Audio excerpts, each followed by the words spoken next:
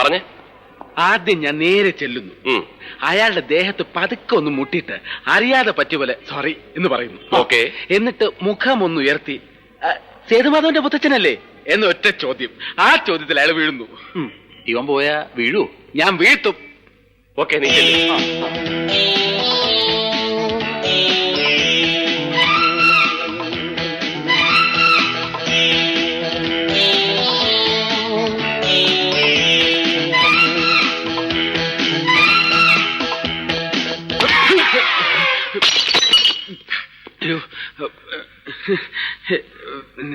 എന്റെ അമ്മയെ നാട്ടിച്ച്.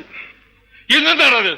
ഞാൻ മുത്തച്ഛന്റെ കൂട്ട്, ഞാൻ മാത്രമല്ല അവരെല്ലാവരും അവര് തട്ടണമെന്ന് പറഞ്ഞ് ഞാൻ ഇങ്ങനെ ആരും മുട്ടാറില്ല. അതുകൊണ്ട് സോറി. നിനക്ക് ഇത്ര വലിയ കണ്ണുണ്ടല്ലോ, മത്തയ്ക്ക പോലെ. സോറി. എന്തത് സോറി?